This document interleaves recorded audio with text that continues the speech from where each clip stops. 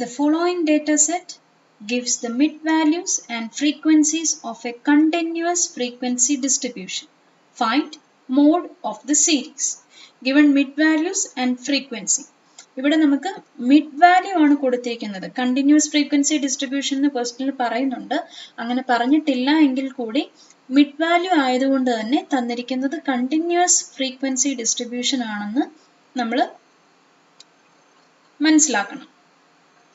So mid values ആണ്, അതിനെ convert ചെയ്ത് നമ്മൾ എക്സ്ക്ലൂസീവ് ക്ലാസ് ഇന്റർവൽ ആക്കണം.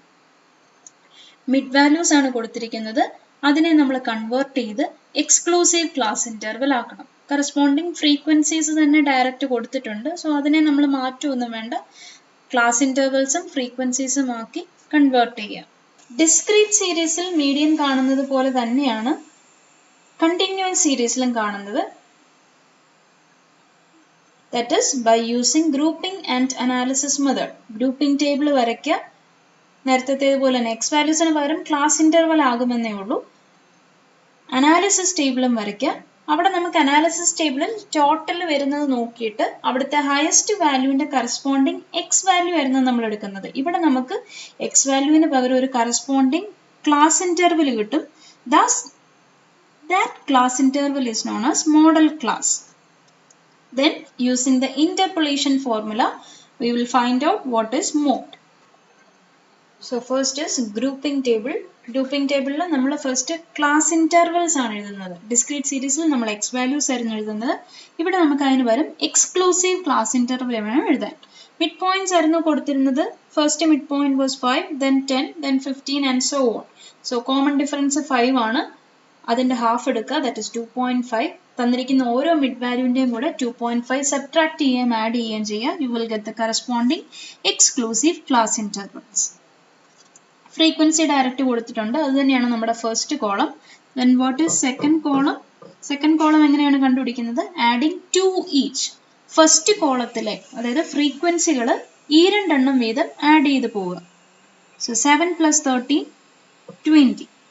19 and 24. 19 plus 24, 43. 32 and 28, 60.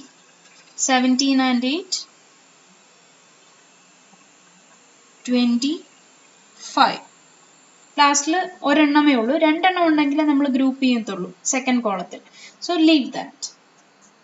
Third column adding 2 each, leaving the first one. 7 കളയുക, ഫസ്റ്റ് കോളത്തിലെ 7 കളയുക, ബാക്കിയുള്ള രണ്ടെണ്ണം വീതം ആഡ് ചെയ്ത് പോവുക. 13 + 19, 32.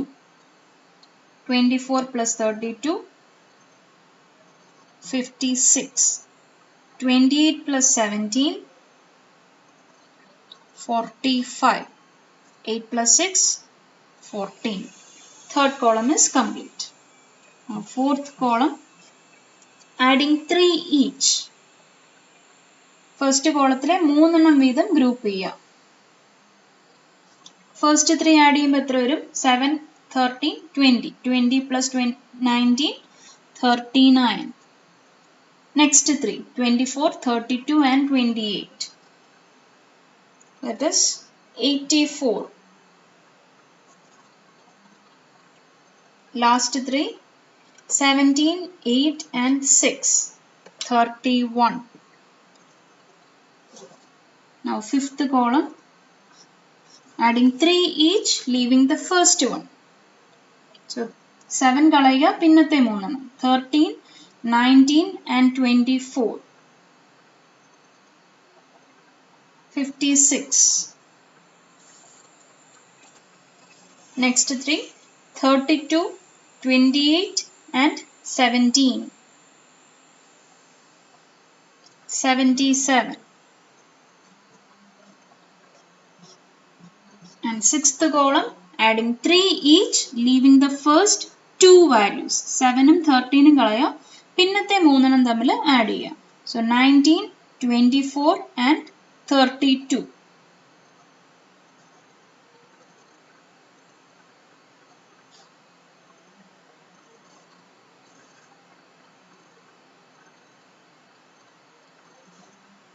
$75.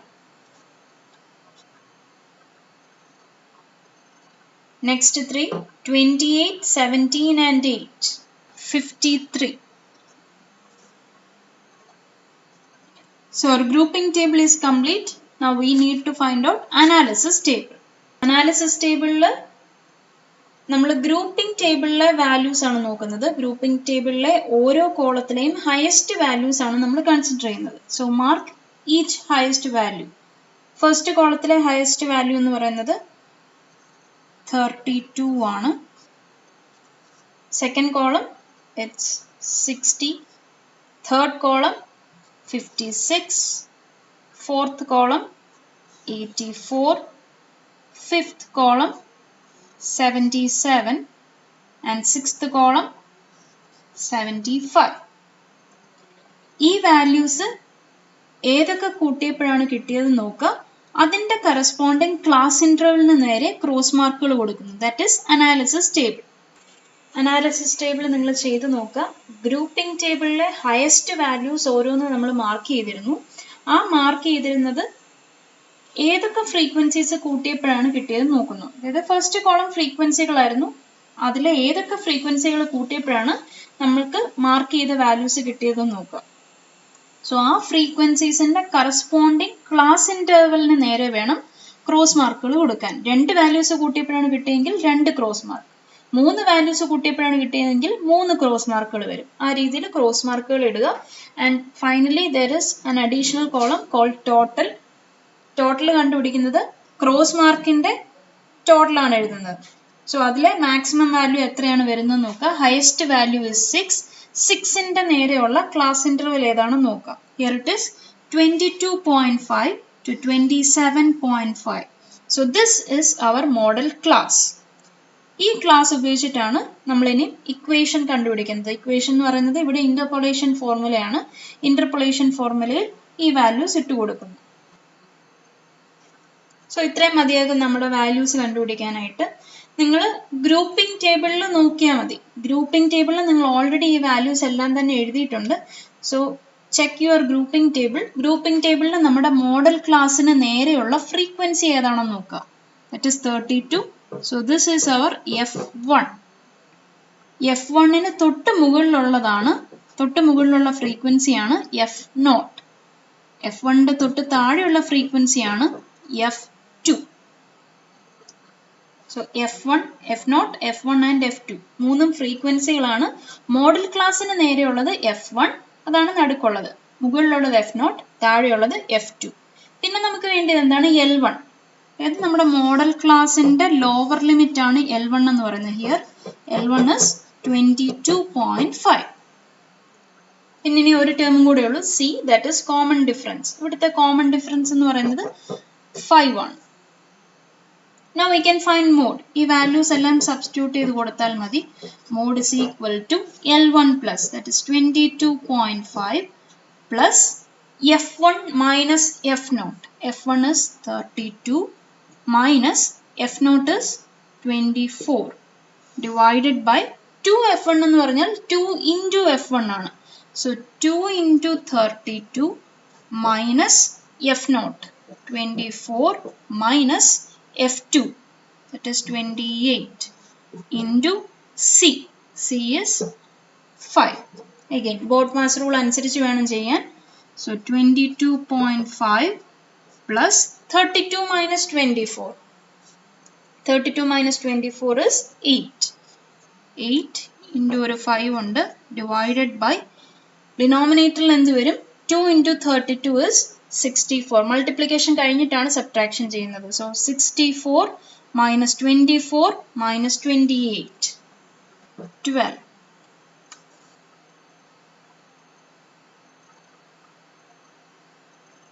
8 into 5 is 40. So ഇതെന്ത് വരും?